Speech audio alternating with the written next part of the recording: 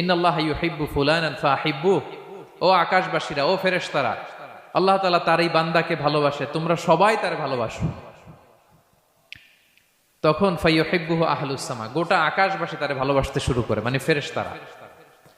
তো আল্লাহ তাআলা এবং সকল ফেরেশতারা যখন তাকে ভালোবাসতে শুরু করে, রাসূল সাল্লাল্লাহু আলাইহি ওয়াসাল্লাম বললেন সুম্মা ইউদাউ লাহুল কবুলু ফিল আরদ, তখন পৃথিবীতে তার গ্রহণযোগ্যতা বাড়িয়ে দেওয়া হয়, তার অ্যাকসেপ্টেন্স বাড়িয়ে দেওয়া হয়, সবার কাছে তার একটা গ্রহণযোগ্যতা আছে, সবাই তাকে ভালোবাসে।